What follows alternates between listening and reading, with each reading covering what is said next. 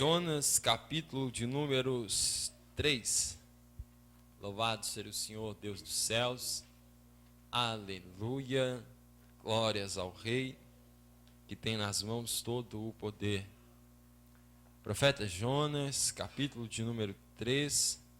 Nós vamos ler do versículo de número, aleluia, 3 a seguir, irmãos. Louvado e exaltado seja o Deus dos céus. O Nazareno. Glória a Deus. Ele é digno de ouro. Louvado seja o Senhor Jesus. Todos encontraram, irmãos? Ainda não, né? Louvado seja o Senhor. Jonas, louvado seja o Senhor Deus. Fica quase aí no Novo Testamento. Louvado seja o Criador dos céus e da terra. Aleluia, Jesus. Ele é digno de ser adorado, louvado e exaltado. Tem nas mãos o poder para fazer coisas incríveis e maravilhosas. Ele está voltando, louvado seja o Senhor, Deus dos céus. Bem, irmãos, atenção, muita atenção no nome de Jesus. Jonas, capítulo de número 3, versículo também 3 a seguir, está escrito: E levantou-se Jonas e foi a Nínive, segundo a palavra do Senhor. Ora, Nínive era uma cidade muito grande, de 3 dias de caminho.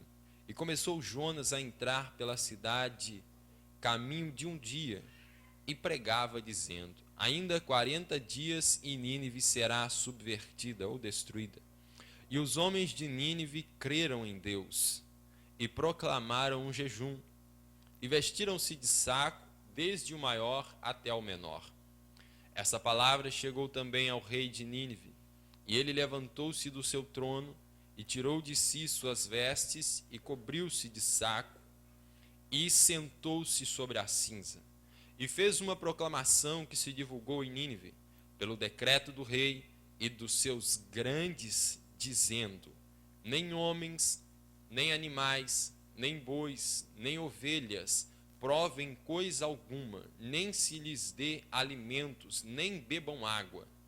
Mas os homens e os animais sejam cobertos de sacos e clamem fortemente a Deus, e convertam-se cada um do seu mau caminho e da violência que há nas suas mãos. Quem sabe se voltará a Deus e se arrependerá, e se apartará do furor da sua ira, de sorte que não pereçamos. E Deus viu as obras deles, como se converteram do seu mau caminho, e Deus se arrependeu do mal que tinha anunciado lhes faria, e não o fez. Vamos orar ao Espírito Santo. Digno de glória, louvor e adoração é o Senhor. Deus Todo-Poder está na tua mão, e diante de ti todas as coisas são patentes e claras. Não há nada que se encubra diante do teu olhar, ó Deus. Todo o poder nos céus e na terra está diante do Senhor. O Senhor é quem levanta reis, de fato é quem tira. O Senhor é quem dá ordem aos ventos para que assoprem. É o Senhor quem conteve as chuvas nessa cidade durante tanto tempo e quis nos agraciar. É o Senhor, Deus, que nos reuniu aqui essa noite, pelo poder do Teu Espírito Santo e da Tua Santa Palavra. Adonai, no nome de Jesus Cristo Nazareno. Senhor Deus, perecemos sem a Tua presença e sem o Teu misericórdia. Por isso peço-Te no nome de Jesus Cristo, Rei da Glória, fala conosco de uma forma tremenda e clara esta noite. Senhor Deus, eu bem sei da grande luta no mundo espiritual que continuamente ocorre para tentar nos arrancar da Tua presença. Santo Deus, no nome de Jesus Cristo Nazareno, eu peço a Ti, Senhor Deus, rompa com essa potestade maligna, traga a libertação de nossas mentes diante da Tua presença, para que venhamos Te adorar e exaltar verdadeiramente, ó Pai, para que a presença gloriosa poderosa tua, Jesus, possa ser real no interior de cada vida presente neste lugar. Senhor Deus, que o poder do teu Espírito Santo se torne tão claro e palpável essa noite, que os enfermos sejam curados, ó Pai, que os oprimidos sejam libertos, ó Rei de Israel, que aqueles que têm sede da tua presença, que têm sede do teu poder e de um encontro com o teu poder grandioso, Rei da glória, que isso faça notório e real essa noite. Jeová, todo o poder está na tua palavra, ó Deus. Por isso essa noite fala conosco, soberano, da forma com a qual o Senhor deseja. Não nos oculte tua vontade, ó Deus, antes fale conosco de forma clara, para que o teu nome se engrandeça no nome de Jesus de Nazaré. Amém. Aleluia. Os irmãos podem se assentar. E Jesus é bom e merece ser adorado, louvado e exaltado sempre. Louvado seja o Senhor Deus. Irmãos, o Espírito Santo permitiu que eu estivesse ministrando a palavra dele essa noite, e com certeza para mim é uma surpresa muito grande. Louvado seja o Senhor Deus. E não há palavra a ser ministrada senão que Jesus está voltando. Infelizmente, nós estamos às vezes dispersos quanto a isso, mas Jesus está voltando, o Senhor Deus, Ele está vindo. E não sei se você sabe, possivelmente eu acredito que sabe, mas quando Jesus voltar, alguns vão ser levados para se encontrar com Ele. Na verdade, nem voltar, não é? Quando Ele quiser nos recolher, porque Ele ainda vai voltar só depois. Mas quando Ele der um toque de ordem, para que a igreja seja retirada da terra para se encontrar com Ele, Ele não vai vir, mas nós vamos nos encontrar com Ele. Esses que forem se encontrar com Ele vão ser poupados de uma aflição tão grande que jamais se houve e nunca se haverá, diz a Bíblia Sagrada. Todavia, meus queridos, para ir se encontrar com Jesus nos ares, é necessário certas coisas que nós estamos às vezes ignorando. Ontem o Israel comentava que em certo país o sol parecia que se formou uma cruz na frente do sol e refletia como um relâmpago que brilhava e dava os seus flashes diante de todos que conseguiam olhar para o céu e ver aquilo. Aqui mesmo na nossa cidade, no último dia que nós fomos no monte, por sinal, lá em São Pedro, quando eu cheguei em casa, a lua estava vermelha, que parecia sangue, de tão vermelha que estava. Eu olhei e achei aquilo muito interessante. Os jovens que estavam ali perto da minha casa, ao verem que eu estava olhando para a lua, começaram a falar: cara, tu está vendo aquilo ali? Que negócio é aquele? A lua está igual sangue. Gerou um certo espanto. No dia seguinte, irmãos, toda a cidade estava enevoada. Uma neblina densa que cobriu Benfica e os morros ao redor, sem uma justificativa visível. Para mim, tudo isso estava dizendo que Jesus está voltando. Quinta-feira, na igreja, um bêbado pastor começou a bagunçar, não é? Ele falou umas 2 ou 3 palavras lá que estavam incomodando. Só que, de repente, aquele bêbado se levantou, irmãos, perto da hora de ir embora. Ele firmou o corpo, não sei que a voz dele se tornou firme. E para um bêbado que não conseguia nem falar o que ele estava tentando, a voz dele se firmou e ele olhou, eu acredito que era para mim, mas ele estava olhando para a igreja, mas ele virou para o altar e ele falou: eis que venho sem demora, guarda o que tu tens para que ninguém tome a tua coroa. Com voz imponente e firme. De repente ele se baqueou todo de novo e foi cambaleando para lá e para cá, caminhando em direção à porta. Chegou próximo à porta, ele se firmou mais uma vez, olhou para trás e bradou mais uma vez: eis que venho sem demora, guarda o que tu tens para que ninguém tome a tua coroa. Irmãos, eu ouvi aquilo e boa parte da igreja parece que tinha ignorado ou que não tinha ouvido. E foi motivo de eu me ajoelhar e falar: Deus, se eu errei, me perdoe por algum motivo, mas tem misericórdia de mim, porque eu quero morar no céu. Irmãos, o Senhor Jesus, Ele está gritando: eu estou voltando. Alguém desperta, alguém preste atenção, olhe para o céu, veja, eu estou voltando. Eu morri por tua causa e eu não quero que isso seja em vão. Jesus está bradando nos céus. Só precisa você olhar para o céu, só precisa você olhar para as ruas e para tudo que está acontecendo que você vai entender, Jesus Cristo está voltando. E quando Ele voltar, se nós não formos, se nós ficarmos, só a graça dEle, e na verdade essa nem mais, só a nossa coragem mesmo, e de parar e pensar, poxa, foi verdade, eu pequei, Jesus voltou, e agora se eu não me apegar a essa fé, abrindo mão da minha própria vida, eu vou para o inferno. Imagine, hoje nós temos a oportunidade incrível de nos convertermos, de nos arrepender, de estar com Deus, viver uma comunhão com Deus pela graça. Todavia essa graça vai se extinguir. Ela vai acabar quando Jesus der a ordem para a igreja ser recolhida. Quando Ele der a ordem para a igreja ir ao encontro dEle nos céus. E aí aqueles que ficarem, meu querido, não adianta orar, não adianta falar, Deus tem misericórdia de mim, não adianta falar, Jesus me perdoa, não adianta falar, Pai, tenha compaixão, não. Aí você decide, eu vou morrer e eu vou perder a minha vida para ganhá-la, ou não, eu vou viver para perder a minha vida. Vai ser uma opção única. Você escolhe. Não, eu prefiro morrer, mas eu ganho a minha vida. Eu morro aqui, mas pelo menos eu vou para o céu. Agora não, morrer vai doer. Eu prefiro então ganhar a minha vida aqui, mas perdê-la. Foi o que Jesus disse, aquele que amar a sua vida, perdê-la-á. Mas aquele, porém, que aborrecer a sua vida por amor de mim, esse salvá-la-á. Jesus estava falando do período que Ele vai retornar.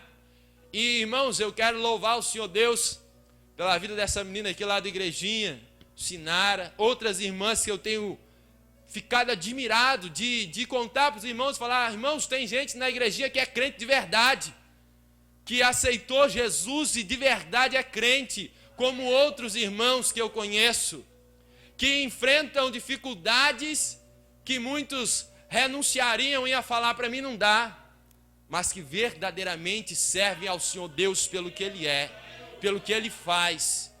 Eu tenho visto e visitado pessoas naquele bairro, irmãos, que eu olho para eles e falo, Deus, de onde saiu esse povo? Eu comentava com Israel ontem, com os irmãos e com a minha própria esposa, eu nunca imaginei, dentro de um bairro tão pequeno, uma luta tão grande, uma fúria tão intensa e verdadeiramente pessoas amando a Deus. Verdadeiramente pessoas gritando por Deus e não renunciando. Irmãos, é muito diferente de nós, que estamos aqui porque sei lá o motivo, que se a aflição vir, nós podemos negar a Deus. Não, eu tenho visto pessoas que verdadeiramente têm amado o Senhor Jesus, que verdadeiramente por algum motivo entenderam o que Jesus fez e que têm se colocado diante dele com o coração puro e perfeito.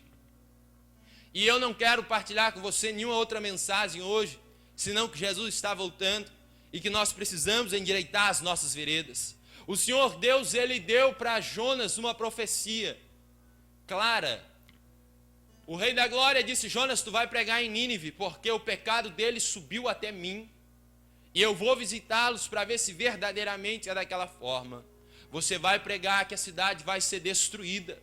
Jonas, por sua vez, ele conhecia Deus e ele sabia, o Senhor Deus é um Deus de misericórdia. Ele é um Deus compassivo. Logo, se o povo se arrepender, Deus não vai matar o povo, Deus não vai trazer juízo. Jonas tinha essa consciência.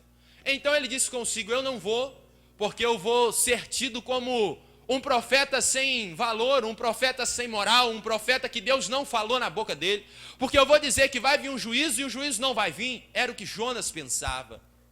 Por isso ele fugiu, porque o coração dele já estava duro, porque ele pregava, as pessoas se arrependiam e Deus não trazia o juízo. Jonas tinha um dom maravilhoso, que ele pregava e o povo acreditava no que ele pregava. Só que aquilo para ele fazia mal para ele. Ele preferia pregar e descer fogo e consumir. Jonas tinha em seu favor o Espírito que quando ele ministrava, o povo se convertia. Se não fosse dessa forma, Jonas não teria dito, o Senhor é misericordioso e se eu pregar, eles vão se converter. Jonas então já tinha pregado para outras pessoas e todos se convertiam diante da pregação daquele homem. Debaixo disso ele preferiu não pregar porque ele sabia, eles vão se converter. então eu não vou pregar, porque se eu falar, eles se convertem, eu vou ser tido como um mentiroso, e não vai vir juízo. Logo ele foge. O Deus dos céus, com zelo por aquela nação, traz uma grande aflição para Jonas no meio do mar. Ele é lançado no ventre de um peixe que o devora quando ele cai dentro do mar. E depois é levado até Nínive. Quando ele chega lá, ele pede perdão ao Senhor Deus. E ele vai pregar para essa cidade. Uma cidade, a cabo de 3 dias, a caminhada. Era uma cidade grande, volumosa em pessoas. E aquele homem entrou pregando do início da cidade até no fim. E a Bíblia deixa claro que ele pregou e o povo creu nele. Acreditaram na sua pregação. Irmãos, é incrível que eu poderia pensar o que eu vou pregar no culto da mocidade, o que eu vou pregar no culto de círculo de oração, o que eu vou pregar na Santa Ceia, o que eu vou pregar no congresso, o que eu vou pregar aqui, o que eu vou pregar ali. A Bíblia tem uma só pregação: arrepende-te do teu pecado. Não existe outra, as outras nós criamos. Nós exploramos porque achamos que arrepende-te está muito claro, eu só leio aqui, arrepende-te, fácil demais. Não, eu preciso achar algo que ninguém viu. Aí eu acho qualquer outra coisa que não é o que o Senhor Deus me ordenou a fazer. Jesus pregava, arrepende-te do teu pecado. João pregava, arrepende-te do teu pecado. Jeremias pregou, para de dizer, templo do Senhor e templo do Senhor é esse, porque é mentira. Arrepende do teu caminho, busca o Senhor, então verdadeiramente podereis dizer, templo do Senhor é este. Jeremias anunciou o arrependimento. Enoque anunciou o arrependimento e foi perseguido. Noé disse para o povo se arrepender. O próprio Abraão, com certeza, pregou para alguém, de fato, porque as almas que estavam com ele foram salvas. Ele sacrificava pelos filhos. O próprio Jó sacrificava pelos filhos. Arrependimento, arrependimento e arrependimento dos teus maus caminhos e das tuas más obras. A Bíblia, do princípio ao fim, traz isso. O próprio Deus pregou para Caim. Caim, o pecado está à tua porta. E sabe, Caim, cabe a você resisti-lo. Se não o fizer, o desejo dele vai ser sobre você e vai te vencer. E vai te vencer. Caim, por sua vez, se você ler o texto bíblico, Caim ouviu Deus, ele deu ouvido a Deus e ele foi conversar com o irmão dele. Ele conversou com o irmão dele, lavou ali a roupa suja, vamos falar desse modo, se refez com o irmão dele, naquele momento ficou tudo tranquilo. Só que passou algum espaço de tempo, Caim está no campo com o irmão dele. E por algum motivo o diabo veio e conseguiu inflamar o coração de Caim de novo. E o que Deus tinha falado para Caim naquele momento, ele ignorou. No primeiro momento que o Senhor Deus falou com ele, ele deu crédito e foi conversar com o irmão dele. Foi falar, irmão, me perdoa porque eu estou irado contigo. Eu fiquei chateado porque Deus recebeu o teu sacrifício e não recebeu o meu. Ele foi conversar com o irmão. Só que passou um espaço de tempo, eles estão juntos de novo. Satanás veio e falou, olha aí o teu irmão de novo, cuidando das ovelhas dele, do rebanho. Daqui a pouco ele vai fazer mais um sacrifício. Deus recebe e não vai receber o teu. Ele ficou irado e tirou a vida do próprio irmão. Toda a Bíblia anuncia uma mesma palavra, que nós devemos nos arrepender. E por quê? Porque Jesus morreu por nós, porque Jesus deu a vida por nós, porque Ele pagou o preço pela tua salvação e pela minha salvação. Agora, você quer ser salvo, meu querido? Você quer realmente ir para o céu? Ou você não quer ir para o céu? Você não quer ir para o céu porque a terra é boa. Você não quer ir para o céu porque você não sabe o que está te esperando. Você não quer ir para o céu porque você não faz ideia de como é o céu. Você não quer ir para o céu porque você não se encontrou com Jesus. Você não quer ir para o céu porque você não tem ideia do que é o inferno. Você não quer ir para o céu porque você não tem noção do juízo que Deus trará sobre a terra. Você não quer ir no céu porque você sequer sabe que Deus é poderoso. Nós não queremos ir para o céu. Nós não queremos ser arrebatados, nós queremos ser felizes na terra. Queremos entrar na igreja e mudar de vida. Queremos cantar e ser como eu, aleluia, de um miserável começar a viver bem, viver feliz, agora ser casado, ter família, um bom emprego, uma casa, Queremos isso, queremos entrar para a igreja, plantar uma semente que ao invés de gerar frutos para a vida eterna, ela vai gerar moedas, ela vai gerar dinheiro, ela vai gerar lucro. Queremos entrar para a igreja para simplesmente sermos felizes. Ignoramos o que está para acontecer. Ignoramos o que está para acontecer, irmãos. Aleluia, isso é tão claro para mim que eu não consigo expressar. Eu tenho dificuldade de passar isso para vocês. Jesus está voltando. Ele está voltando.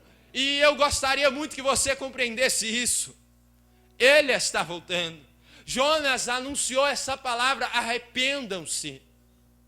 Jonas chegou e ele disse: ainda em 40 dias Nínive será destruída. Todos da cidade acreditaram.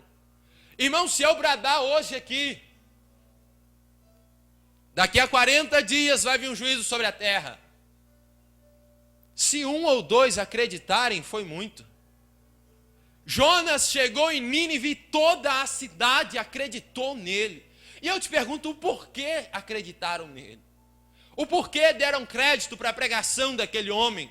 Era uma cidade sanguinária, era uma cidade violenta, que as pessoas se matavam por nada, se agrediam, se violentavam. Era uma cidade de prostituições, de deuses estranhos, de carnificina, de adultério. Uma cidade que com certeza nós olharemos para ela e iremos dizer: essa cidade não merece salvação, eu não quero passar por aqui. Era uma cidade que com certeza aos meus olhos Deus não pouparia. Valeu, varão, Deus te abençoe. Era uma cidade que não tinha chance para com Deus. No entanto, todos acreditaram quando ele falou. Todos acreditaram. Você acredita que Jesus está voltando? Você realmente acredita que Jesus está voltando? Ou você pensa: poxa, mas ele está voltando há tanto tempo e ainda não veio? Ele está voltando desde a época do meu bisavô, desde a época do meu tataravô. Ele está voltando desde a época de tantas pessoas que já passaram. Ele está voltando. Você acredita que ele está voltando? Se eu perguntasse para você, meu querido, por que você está aqui hoje? Por que você veio na igreja hoje? A sua resposta seria talvez vaga. Você diria: bom, eu vim porque é culto da mocidade, eu tenho que participar. Eu vim porque, não sei, eu vou me encontrar com alguns amigos. Eu vim porque eu ia cantar. Eu vim porque eu ia pregar. Eu vim porque eu teria uma oportunidade. Eu vim porque eu recebi um convite. Eu vim por tantos motivos. Por que nós nos reunimos aqui hoje? O que nos tem ajuntado nesse lugar? Simplesmente um ajuntamento sem propósito? Com certeza não. Simplesmente um ajuntamento de pessoas que virão aqui para se mostrarem com o seu terno novo, com a sua roupa nova, com o seu penteado novo, ou, meu Deus, com tantas coisas que nós gostamos de nos mostrar. Com que motivo, com que propósito viemos aqui hoje? Jesus está voltando e eu preciso dizer isso todo o tempo. Jesus Cristo está voltando. Os moradores de Nínive, eles eram adúlteros, se prostituíam, eles eram violentos, se agrediam, se matavam, xingavam, faziam tudo que era abominável a Deus. Motivo pelo qual há quem diga: Jonas por isso não quis pregar em Nínive porque temeu. Mas pela Bíblia eu compreendo que ele não foi lá porque ele temeu, ele não foi porque não queria que o povo se arrependesse. Ele não foi porque o coração dele já estava duro também. Ele não foi porque ele não aguentava mais ver almas se convertendo. Ele não foi porque ele cansou de pregar e Jesus salvar. Agora a pregação de Jonas não era Jesus salvar. Jonas agora queria ver fogo descer do céu. Jonas agora queria pregar e falar: Deus vai destruir a cidade, ficar perto de uma árvore e ver descendo fogo e falar: eu falei que desceria fogo, e poder se gloriar daquilo. Jonas tinha em si um espírito que convertia almas, só que ele estava interessado em ver descer fogo do céu. Jonas tinha em si um espírito que transformava vidas, mas ele queria ver fogo descer do céu. Ele estava ignorando o que Deus tinha para com ele. E não queria mais saber daquilo. E sabe, para nós não nos perdermos, a Bíblia Sagrada falando sobre arrependimento, disse que todo o povo que ouviu Jonas creu. Então foi determinado um decreto. Esse decreto até os animais fizeram. Promulgaram um jejum santo, que pessoas e animais não comeram nada. Imagine, até os animais vestiram roupas. Pegaram um avental ou uma coberta muito grande, eu não sei, e cobriram os jumentos, cobriram as mulas, vestiram os cachorros, vestiram os gatos, cobriram tudo. Todos os animais foram cobertos, nem os animais comeram. Tamanho o avivamento que ocorreu naquela cidade. Tamanho o avivamento que aconteceu naquele lugar. Os jovens se cobriram, os anciões se cobriram, os casados se cobriram e viveram como se não fossem. Os animais se cobriram. Não me pergunte como, meu amado, mas eu sei que os animais não comeram. Imagine animais no meio do campo, um cavalo, quem sabe, pastando e não comia. Não comia. O cachorro correndo de um lado para o outro e com certeza tinha alimento jogado em algum canto da rua. Tinha um osso na lixeira do vizinho e o cachorro não comia. Ninguém comeu nada. Um santo jejum promulgado, pessoas e animais. E por quê? Eles sentiram o desejo e a necessidade de falarem: Deus, eu me arrependo. Deus, eu não quero padecer esse juízo. Deus, eu preciso que o Senhor tenha misericórdia de mim. Deus, eu quero que o Senhor olhe para mim e me perdoe. Essa era a necessidade dos ninivitas. E eles assim o fizeram. Jeová ouviu. Hoje nós estamos aqui, na sua maioria, crentes.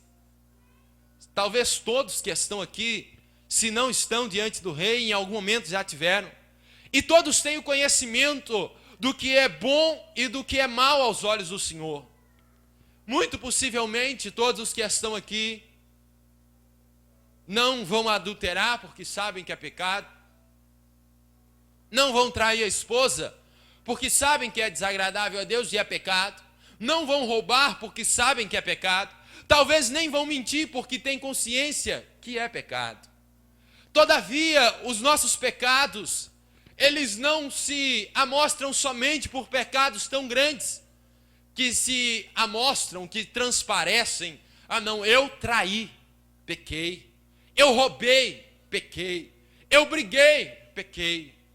A Bíblia diz em João, no capítulo de número 8, que o Senhor Jesus Cristo estava pregando. E ele dizia: se vocês conhecerem a verdade, ela vos libertará. Se vocês conhecerem a verdade, ela vos libertará. Estava ali um povo judeu, rabino, fariseus, conhecedores da lei e da palavra, que olharam para Jesus e falaram: como tu diz isso? Eu não sou escravo. Como você diz que eu serei liberto se eu não sou escravo? Somos descendência de Abraão, nunca servimos a ninguém. Jesus, por sua vez, fala: todo aquele que ama e comete pecado, ele é escravo do pecado. Eles, por sua vez, não aceitaram e disseram: como dizes tu que somos escravos do pecado? Somos filhos de um que é Deus. E sabe, não fomos nascidos em fornicação. Temos um Pai que é Deus.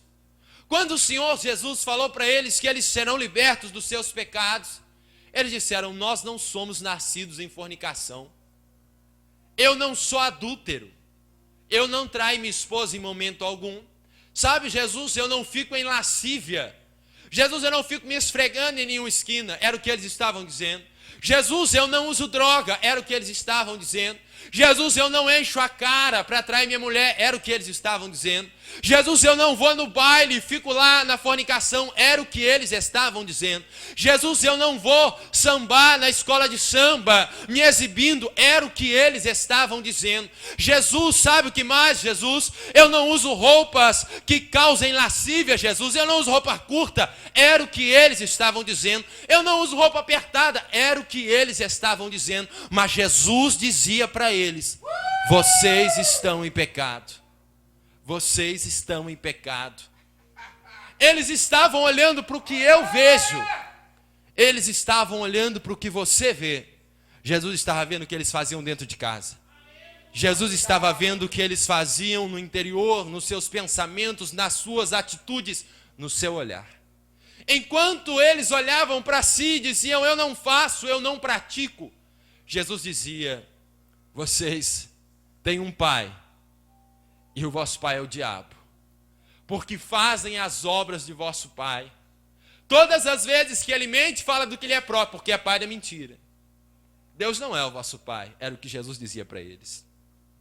Quando então eles disseram: não somos nascidos de fornicação, eles estavam dizendo para Jesus exatamente tudo que eu já falei com os irmãos. Eles estavam dizendo: Jesus, eu não tenho atitudes que provoquem pecado.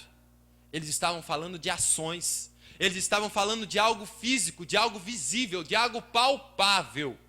Jesus estava falando de algo que eles escondiam no seu interior, de algo que eles não podiam mostrar e que só Deus e eles sabiam. Com isso, o Senhor Jesus abriu um leque para eles ali, porque eles estavam acreditando que o pecado era aquele que eu toco, que eu faço, que aconteço. E Jesus disse: não vai por aí, é mais do que isso. Não vai por aí. Se eu falasse com essa igreja hoje sobre adultério, sobre trair, é certo que possivelmente ninguém ia se encontrar nessa condição. Se eu falasse de fornicação, tinha uma possibilidade de a igreja não se encontrar nessa condição. Só que o pecado não parou por aí. O pecado não parou por aí. Você não precisa ser crente para não trair tua mulher. Você não precisa ser crente para não roubar ou para não mentir, para ter uma vida aos olhos da sociedade boa. Não precisa. Mas para ser santo e lavado no sangue do Cordeiro, precisa. Para ter uma vida pautada na Bíblia, você precisa. Com base nisso, o Senhor Jesus, ele não estava falando de atitudes físicas. Ele estava falando de mais coisas.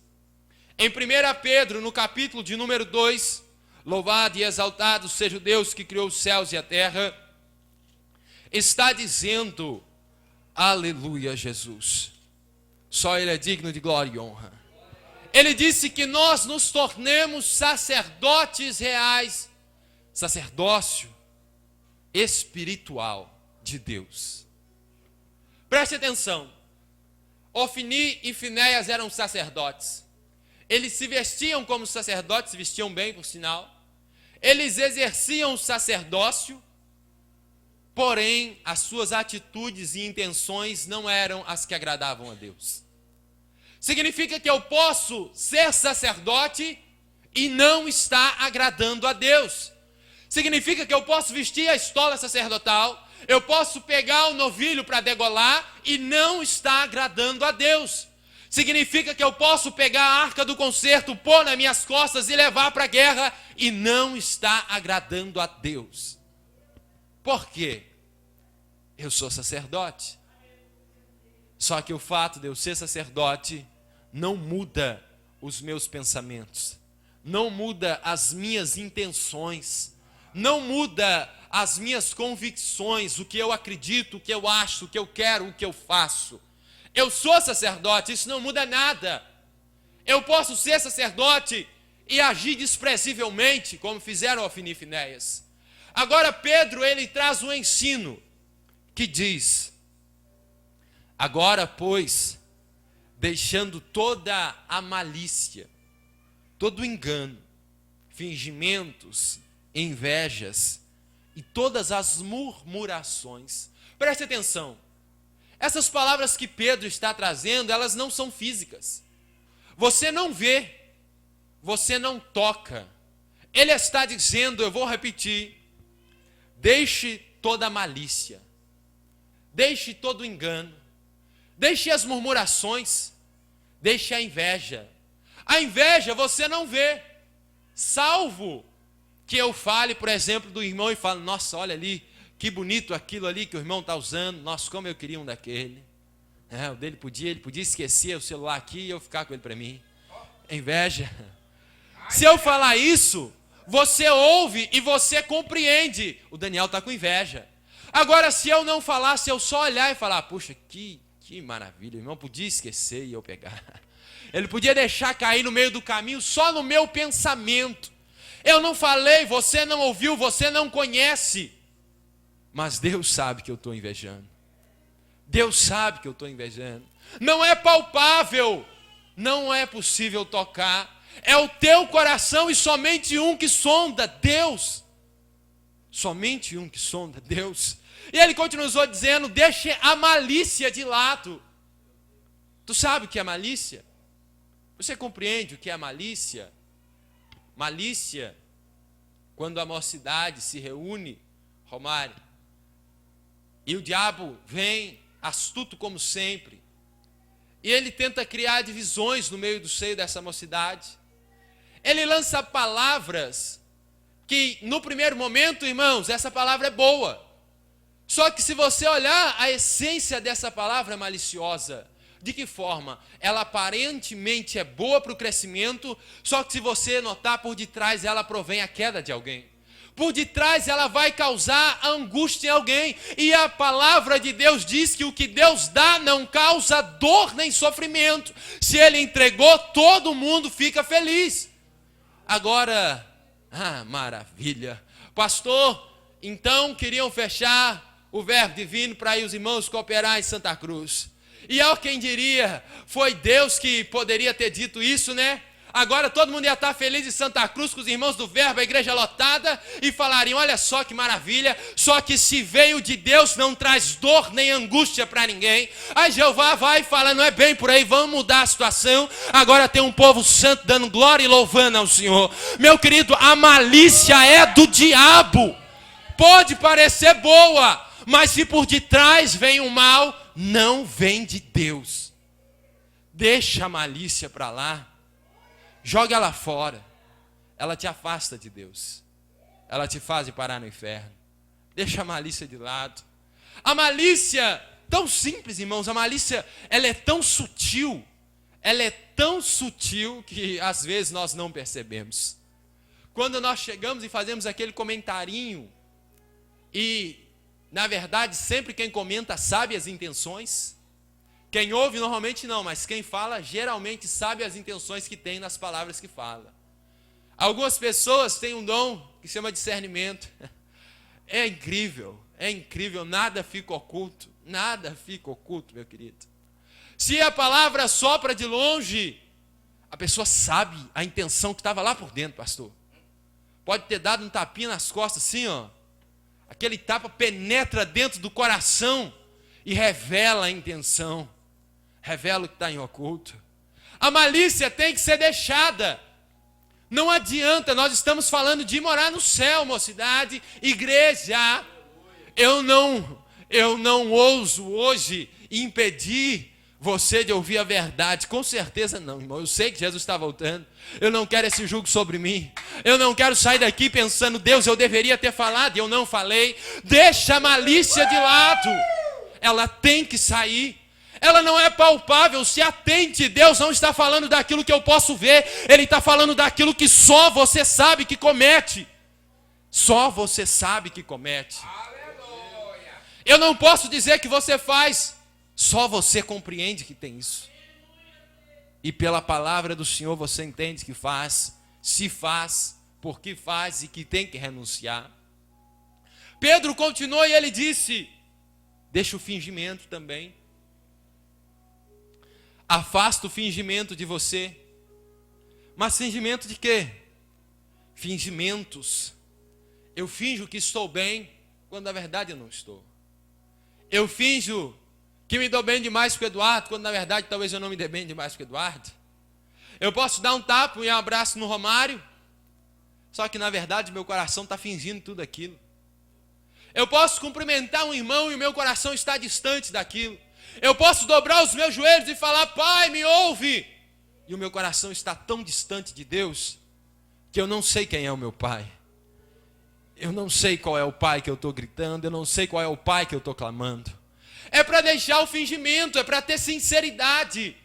Não adianta eu pegar esse microfone e fingir que estou sentindo a presença de Deus. Não adianta eu chorar se o Espírito não me tocar. Não adianta, louvado seja o Criador dos céus e da terra, eu fingir que estou me sentindo alegre, feliz e bem, quando eu não estou. Não adianta eu querer mostrar para você que eu estou bem com você, quando há uma parede entre mim e você. Eu preciso deixar o fingimento. O Rei da Glória, ele disse claramente: se você pegar o teu sacrifício e for levar diante de Deus, mas chegar na frente do altar, você se lembrar: eu tenho algo de errado com aquele irmão, para no mesmo lugar, não ouse colocar o teu sacrifício diante de Deus. Volta e se conserta, e depois tu vai e entrega diante do Senhor o teu sacrifício. Para de fingimento. Para de fingimento. O fingimento nos mata, porque nós fingimos tanto e de repente o nosso fingimento se torna real. Nós não temos mais sinceridade em nós mesmos. Os nossos abraços são mentirosos. As nossas palavras de consolo são falsas. Nós ficamos tão inertes que se o irmão falar que está sofrendo, isso não me afeta. Nós ficamos tão infrutíferos que se alguém falar: me ajuda, eu coço a minha cabeça e falo: varão, eu vou orar. Há quem tenha medo de orar por alguém que fala: ora por mim porque eu estou numa prova. E a dor do coração se torna tão insignificante, porque eu fingi tanto, mas tanto, e o meu fingimento faz alguém chegar para mim e falar: irmão, ore por mim. E eu vou falar: pode deixar que eu vou orar. Só que eu vou chegar em casa e eu nem sei o que a pessoa me falou. E nem me importo. Por quê? Porque eu estou fingindo. Quando Jesus vier, ele vai me dizer: eu não te conheço, Daniel. Por quê, Senhor? Você nunca foi me visitar, Daniel. Você cumprimentou a minha mão várias vezes, lembra? Lembro, várias vezes, Senhor. Só que você nunca sentiu o que eu passei para você, Daniel. Você nunca me ouviu, você sempre fingiu. Eu te falei que precisava e você disse que ia me ajudar, mas não ajudou. Você sempre fingiu. Não te conheço. Sinto muito, mas eu não te conheço. Mas, Senhor, eu fiz. Eu não te conheço. O fingimento nos afasta de Deus e ele nos mata. Tudo que nós precisamos para chamar a atenção de Deus é um coração contrito e quebrantado. Significa sincero.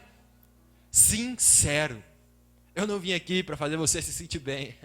Eu vim aqui para fazer você entender que temos que nos converter diante de Deus. Temos que nos arrepender dos nossos maus caminhos, igreja. Pedro continuou e ele falou: abandone as murmurações. Deixa de lado as murmurações. Irmãos, outro dia eu conversava com a minha esposa e ela contava das muitas aflições que sempre tem na família. E eu levei para ela algumas experiências dos irmãos ali do igrejinha.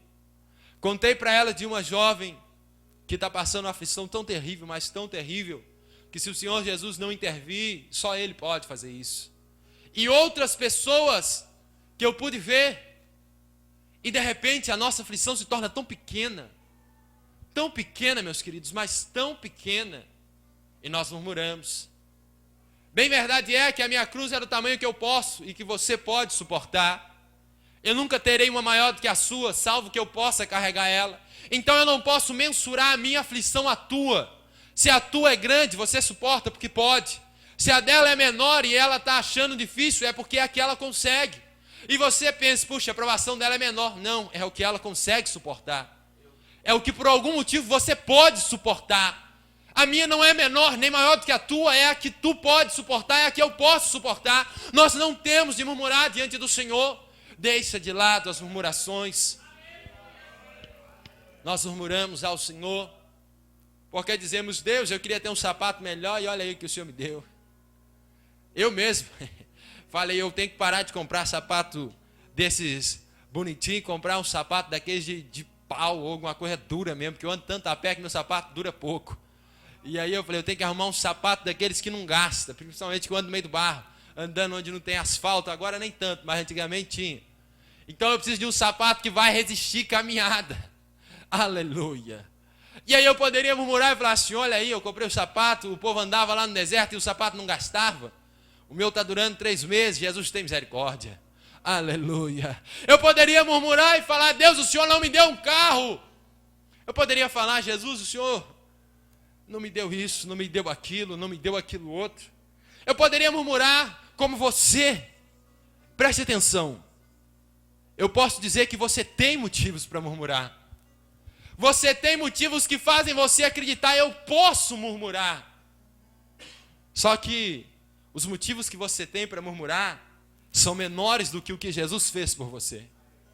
Todos os motivos que você tem para murmurar são menores do que o que Jesus fez por você. Você pode ter um mundo de motivos.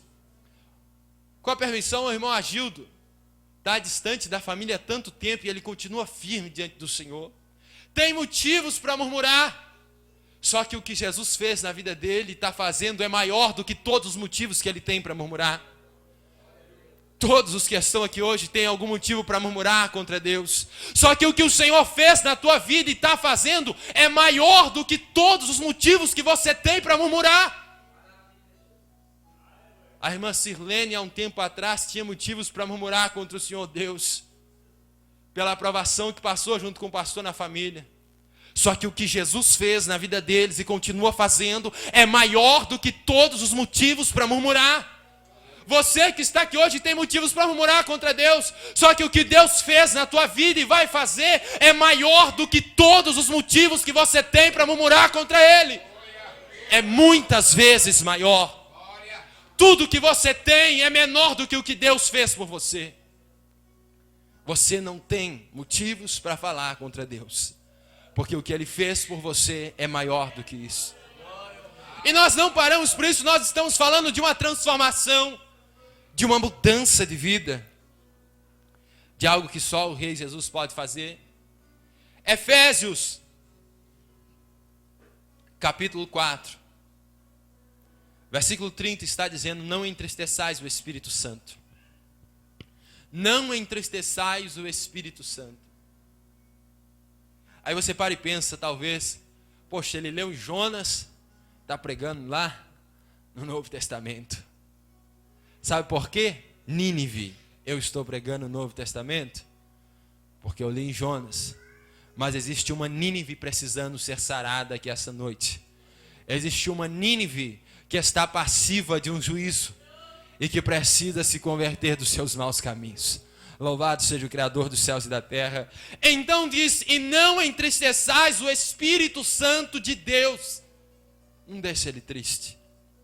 No qual estáis selados para o dia da redenção. Se nós entristecermos o Santo Espírito de Deus, o dia da redenção que está por vir, virá e nós não vamos. Porque o Espírito não estará em nós. Porque nós o entristecemos. Porque nós o deixamos triste. Deus, nós o deixamos triste. E sabe, meu querido, aqui vem dizendo uma chave para você e para mim. Toda amargura, e ira, e cólera, e gritaria, e blasfêmia, e toda malícia sejam tiradas do meio de vós. Não entristeçais o Espírito Santo. Como eu entristeço o Espírito Santo? De que forma? Será que eu xingo ele? Será que eu viro as costas para ele e falo, Espírito, não quero que o Senhor fique comigo? Será que eu vou e falo, Espírito, me larga, Espírito Santo, eu não quero o Senhor perto de mim? Não, eu não vou fazer isso, porque eu não quero entristecer ele. Só que olha como nós fazemos isso todo o tempo. Está escrito, toda amargura seja tirada de meio de vós. Você sabe o que é amargura?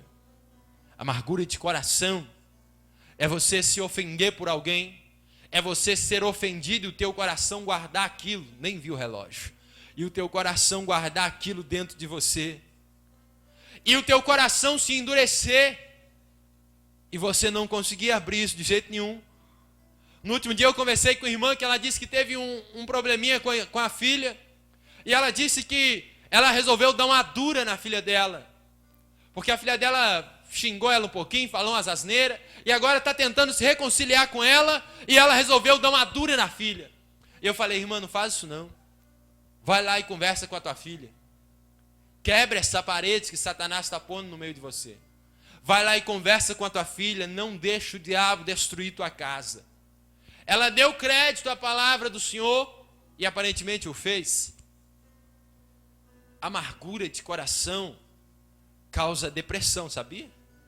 Se você guardar o teu coração amargurado por alguém, essa amargura, que gera mais amargura, que gera mais amargura, que não te deixa sorrir, que não te deixa ser feliz e que te gera uma depressão. Faz você ficar deprimido, tristonho, angustiado, sem motivos para ser feliz. Deixa de lado essa amargura. Porque com a amargura você entristece o Espírito Santo de Deus. A amargura entristece o Espírito Santo de Deus. Irmão, preste atenção em algo. Eu não estou falando de algo que eu posso ver. O que está sendo ministrado aqui só você sabe, e só eu sei. Não é algo que eu posso tocar, é algo que só você sabe, que pode ou não estar fazendo. E ele também disse, a ira, sai fora, tira de você. Se você fica irado com facilidade, se você é irado, pede ao Espírito Santo para te dar mansidão. Pede a Ele para mudar isso. Porque você ser irado entristece o Espírito Santo. Porque Ele é longânimo, misericordioso e compassivo. Ele é um espírito de amor. Ele é manso e cordial. Ele não se ira e simplesmente faz gritarias que vale a pena ser dito. Também está escrito, é para deixar de lado a cólera, a gritaria. Não é a gritaria de glória a Deus e aleluia, não, irmãos. É a gritaria que você grita com o teu filho, com a tua mãe, com o teu irmão, com o teu pai, com o teu amigo. Que você grita com o teu familiar, que você grita com alguém. Em alguns momentos ficou irado e começa a gritar. E a voz começa a se elevar, o timbre com a facilidade tão grande. E de repente já estamos gritando e trocando ofensas. Estamos entristecendo o Espírito de Deus. Não dá para enganar Jesus, igreja. Não dá para enganar Jesus. Ou nós nos convertemos com pano de saco com Jesus e nos humilhamos, ou nós ignoramos e perdemos a salvação que está patente diante de nós. Ou nós ignoramos o pecado e falamos, Deus me salva. Ou nós já era, estamos perdidos, não tem jeito. Agora está dizendo ainda, toda blasfêmia e mais uma vez a malícia sejam tiradas do meio de vós. Não pode ficar, não pode, tem que ser tirada do meio de vós, é coletivo. A igreja tem que arrancar isso de dentro de si, tem que retirar de dentro de si tudo isso. E sabe, no capítulo 5 e versículo de número 3 fala da fornicação. Esse desejo sexual impuro, fornicação entre casados dificilmente acontece. Normalmente entre jovens. Porque casado está casado, mas jovens, namorados, tem que orar mais, viu? Jovens que estão namorando, tem que orar para não abrasar. Tem que orar para não dar brecha para o diabo e de repente o teu futuro casamento é desmanchado porque Satanás entrou. Tem que orar. Colocar diante do Senhor para não deixar o diabo entrar nesse negócio. Porque Satanás vem sutil e de repente ele destrói. Ele é sutil, mas ele destrói. Tem que ficar atento a isso. E agora a fornicação também tem que sair. Esse desejo que abrasa no meio de todo mundo. Se alguém falar que não tem desejo, ou é homossexual. Se não tem desejo pelo outro gênero, é homossexual. Então, está explicado, já está no pecado também. Agora, quem tem esse desejo tem que conter esse desejo.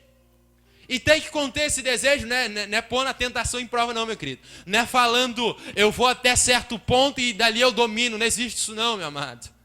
Não tem domínio não. O pecado não é para você resistir, é para fugir.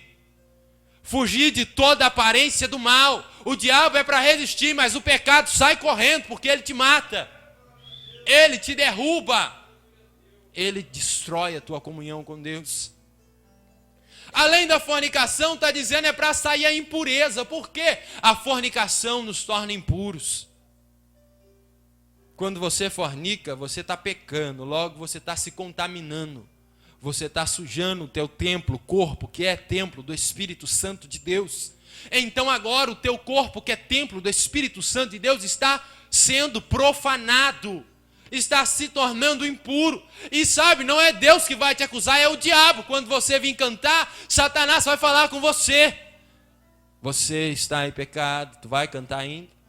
Quando você for orar, o miserável do diabo vai chegar e vai falar. Deus não vai ouvir, porque você está pecando. Quando alguém falar, ore por mim, Satanás vai vir no pé do teu ouvido e vai falar. Deus não vai te ouvir, porque você está em pecado. Por isso tem que largar a fornicação, a impureza. Irmãos, o pecado não é para quem é salvo. O pecado é para quem é escravo do diabo.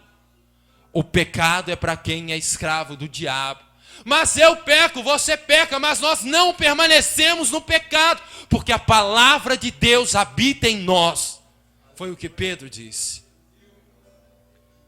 Não permanecemos nesse pecado. E sabe, tem mais.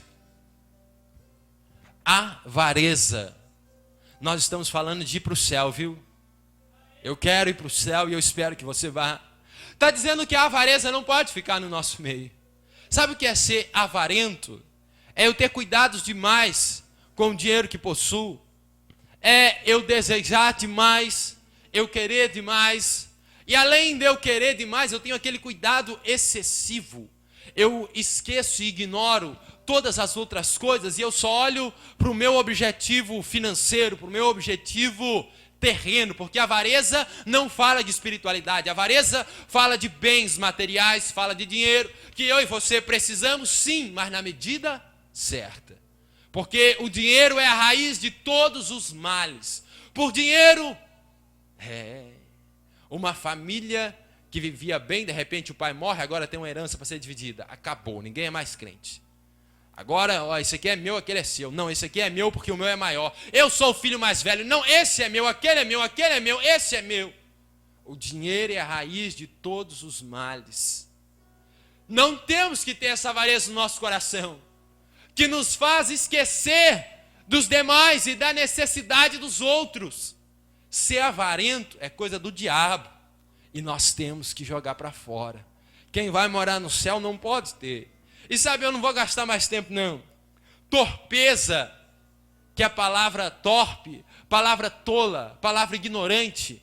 Sabe, aquelas palavras que eu falo sem pensar, que eu ofendo, que eu machuco. Isso entristece o Espírito Santo de Deus. E não para aí. Essa aqui é boa demais. Nem tolice, nem zombaria dentro da igreja, em qualquer lugar. Falar tolice entristece o Espírito Santo. Zombaria entristece o Espírito Santo. Ah, mas eu estou só descontraindo um pouquinho. Você está descontraindo a minha carne, porque o Espírito Santo você está entristecendo. É uma zombadinha, é para descontrair, é para deixar os jovens no clima. Eu estou criando clima para a minha carne, porque para o Espírito Santo eu estou entristecendo. Tem que sair, igreja. Nós somos uma igreja que espera em morar no céu. Nínive se converteu. Nínive se converteu. Nínive se converteu, William. Ouviu, lavou os pecados, se cobriu com pano de saco, jejuou, pôs a cara no pó e clamou a Deus por perdão. Deus ouviu e perdoou e não trouxe o juízo que traria. Um juízo está para vir sobre nós. É o último tempo da igreja. Jesus está voltando. Você vai ficar em qual lugar? Você vai ser salvo ou você vai ignorar a salvação? Vai ter peito para falar, deixa vir a tribulação que eu vou servir Jesus até a morte? Vai ter peito para encarar tudo isso? Se hoje em dia, se cortar a luz da sua casa, tu vai mandar Jesus lá para outro céu porque você não quer mais nada com ele? Porque ele te deixou ficar na prova? Se ficar doente, Jesus que vai embora da sua casa porque ele te deixou doente? Que dirá se alguém coloca um revólver na tua cabeça e fala, Se tu não negar, morre. Nem sei mais quem é Jesus. Vamos embora. Eu quero comprar alguma coisa para comer. Vamos embora. Quer marcar minha testa, meu braço? Vai, marca aí, marca logo. Não quero nem ver isso. Vamos acabar com isso logo. Jesus está voltando, igreja. E Ele precisa que nós nos convertamos dos nossos maus caminhos. E nós vamos orar ao Senhor. Deus, eu gostaria que ficassem assentados mesmo. E que fechassem todos os seus olhos. No nome de Jesus Cristo, corra a tua cabeça. Traz no teu coração a necessidade que você tem. Eu não sei onde você peca. Você também não sabe onde eu peco, só Deus. Eu quero fazer uma oração de confissão. Eu poderia chamar você aqui na frente e perguntar quem quer hoje clamar ao Rei. Nínive clamou e clamou intensamente por perdão. Você sabe que precisa de perdão como eu preciso. Você sabe que precisa de confissão de pecados como eu. Por isso eu quero te convidar a orar com sinceridade a Deus. Se o que você tem para falar com o Senhor, o teu irmão não pode ouvir, sussurre para Deus. Sussurre para Ele, mas seja sincero nessa oração. Deus de Abraão, de Isaac e de Jacó, eu louvo e eu exalto ao teu Santo Espírito por essa presença sobrenatural e grandiosa nessa igreja. Eu te louvo, Espírito Santo, por cada pessoa que está nesse momento, juntamente comigo invocando o teu nome.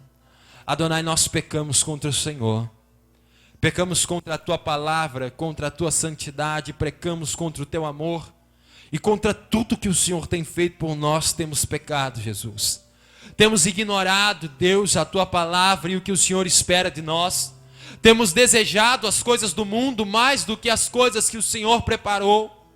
Não conseguimos mais olhar para a tua cruz, Jesus, e ver o Senhor crucificado. Não conseguimos mais sentir a dor dos cravos que penetrou nas tuas mãos. Não conseguimos mais, Jesus, sequer ouvir o Senhor dizendo: está consumado. Deus, o meu coração dói, Senhor. Jesus, porque temos pecado contra o Senhor. Pai, se o Senhor não tiver misericórdia de nossa alma, nós vamos perecer. Se o teu Espírito não nos converter, Deus, nós não vamos conseguir chegar a lugar algum. Deus, todo o poder está na tua mão, Senhor. E somente o Senhor pode fazer esse milagre acontecer no nosso interior. Espírito Santo, um dia Davi disse: não retires de mim o teu Espírito Santo, ó Deus, e de forma alguma me lance fora da tua presença. Pai, não há um sequer aqui essa noite que não tem pecado de alguma forma contra o teu Espírito Santo. Adonai, perdoa-nos no nome de Jesus Cristo. Perdoa-nos, ó Deus, e não deixa, por amor ao teu nome, a tua palavra. Senhor Deus, ouve a minha oração. Não deixa que Satanás consiga roubar a salvação dessa igreja. Não deixa, Deus, que entre por um ouvido e saia por outro. Não deixa, Senhor, que algum demônio consiga roubar a salvação que o Senhor conquistou naquela cruz para esta igreja. Pai, no nome de Jesus Cristo Nazareno, perdoa os nossos pecados, Senhor. A tua palavra disse que a oração da fé é capaz de perdoar pecados. Senhor, aqueles que têm feito confissões diante de ti essa noite, perdoa-lhes por amor ao teu nome. Perdoa-lhes, ó Deus, que como eu não sabem o que fazem. Perdoa-nos, ó Pai, por tua graça e por tua misericórdia, e conceda-nos o teu Espírito Santo, Eloí. Conceda-nos o teu Espírito Santo. Conceda-nos o teu Espírito Santo, Yahvé. Conceda-nos o teu Espírito Santo, que vai nos ensinar a tua perfeita vontade, porque o Senhor disse: Ele vos ensinará todas as coisas. Pai, no nome de Jesus, lava o coração nesse momento desse povo que está enfurecido por algum motivo, que tem guardado mágoas e rancor, Jesus. Deus, que tem ignorado isso. Senhor, tenha misericórdia, Pai.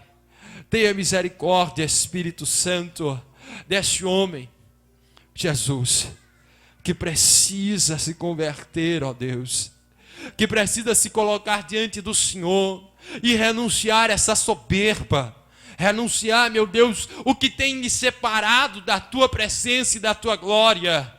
Deus, perdoa, esses jovens, essas irmãs e irmãos que estão aqui, ó Pai, que precisam viver um encontro com o Senhor, precisam viver um milagre de transformação que somente o Senhor pode fazer.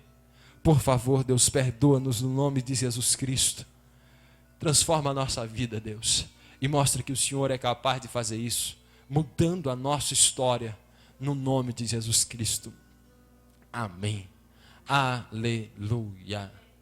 Guarda isso no teu coração, porque Jesus, Ele salva, liberta e transforma. Ele veio aqui para nos salvar e para nos libertar dos nossos pecados. Libertar dos nossos pecados. E se você caminhar com Ele, se você pedir perdão, Ele com certeza perdoa pecados, como eu creio que Ele perdoou. Se você orou, se você clamou, Ele perdoou. Eu louvo ao Rei pela oportunidade que me concedeu essa noite. Louvado seja o Senhor Jesus.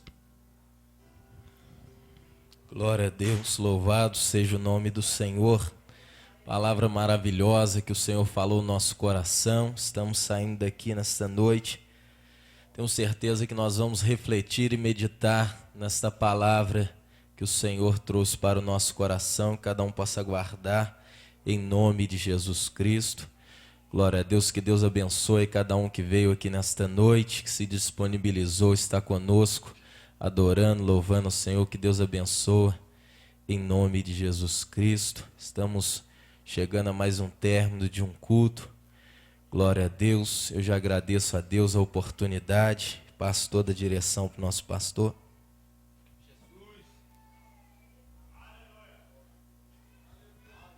Paz do Senhor para a igreja.